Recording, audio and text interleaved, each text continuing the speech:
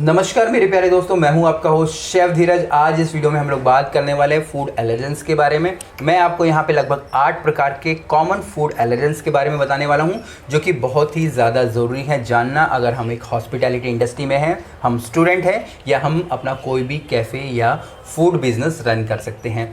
जिन भी लोगों को ये सेंसिटिविटी होती है, ये एलर्जेंस होते हैं, उनकी जान भी जा सकती है या उनको किसी भी प्रकार के जो बॉडी के अंदर रिएक्शंस हो सकते हैं।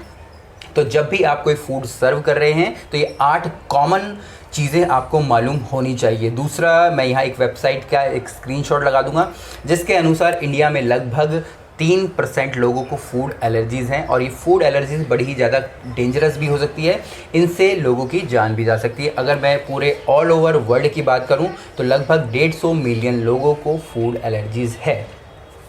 यहाँ पे फूड एलर्जी से, जैसे कि मैंने आपको बताया कि मेरी बॉडी एक्सेप्ट नहीं कर रही है, अगर मैं इस प्रकार के पदार्थ ले रहा हूँ जो कि मैं आपको आगे बताऊँगा, तो मेरी बॉडी बीमार हो जाएगी। यहाँ पे एक वर्ड और भी आता है जिसको कि हम लोग सेंसिटिविटी बोलते हैं। सेंसिटिविटी को कनेक्ट करते हैं हम लोग किसी भी रिलीजन से। मेरा रिलीजन अलाउ नहीं करता मुझे किसी प्रकार की वाइन या मीट खाने के लिए। कोई भी धर्म हो सकता है, तो ये भी हम लोगों को पता होना चाहिए। हो सकता है कि जो गेस्ट आपके सामने आया वो इसलिए उस चीज़ को नहीं खा रहा है कि वो उसका जो रिलीजन है अलाउ नहीं करता, बाकी उसको बॉडी की कोई प्रॉब्लम नहीं है। तो यहाँ पे फूड एलर्जन और सेंसिटिविटी दो अलग चीज़ है, दोनों का आपको ज्ञान होना चाहिए। मैं यहाँ पे टोटल 8 जो फूड एलर्जेंस हैं उनके बारे में बात करूँगा। ये पहली एक वीडियो होगी, इसके बाद हम लोग और भी वीडियोज़ आएंगी क्योंकि ये टॉपिक बहुत बड़ा है, जिसमें कि आने वाली वीडियोज़ में हम लोग और भी चीज़ें आगे कवर करेंगे। जो सबसे पहला यहाँ पे जो एलर्जन है वो है वीट। इवन मैं यहाँ पे एक स्क्रीनशॉट लगा दूंगा जो कि थ्रू आउट वीडियो चलेगा जब तक वीडियो ख़त्म नहीं हो जाती, जिसमें कि आपके जो फूड एलर्जेंस हैं उनकी फ़ोटोज़ भी रहेंगी ताकि आप इजीली समझ पाओ। तो चलिए, सबसे पहला यहाँ पे वीट का मतलब गेहूँ होता है। हम लोगों को पता होना चाहिए अगर किसी भी हमारे कस्टमर को या हमें खुद को वीट से एलर्जी है तो हमें उसको नहीं खाना चाहिए। वीट का मतलब सिर्फ गेहूँ नहीं है, गेहूँ से बनने वाली चाहे वो ब्रेड हो, रोटी हो, किसी भी प्रकार के डिज़र्ट्स हो, दलिया हो, हमको उनको भी अवॉइड करना चाहिए। दूसरा यहाँ पे आता है सोय एक प्रकार के आप बोल सकते हैं लेंटिल होता है।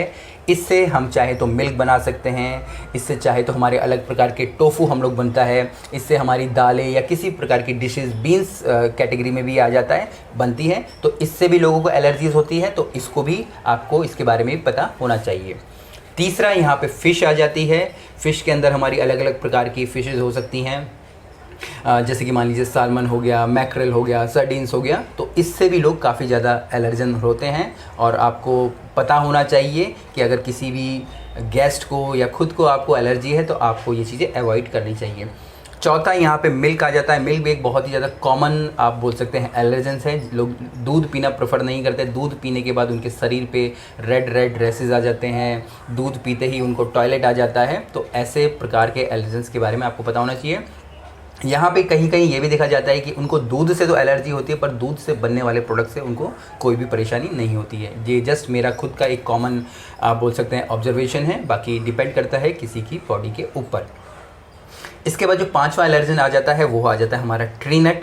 ट्री नट्स का मतलब है कि जो भी नट्स होते हैं वो ट्री पे लगते हैं, जैसे आलमंड हो गया, वॉलनट हो गया, पिस्ताचियो हो गया, जिसको कि हम लोग ट्री नट बोलते हैं। इसमें आपके ब्राज़ील नट वगैरह भी आपके आ जाते हैं, इससे भी लोगों को एलर्जी होती है। इसके बाद छठा है वो है पीनट।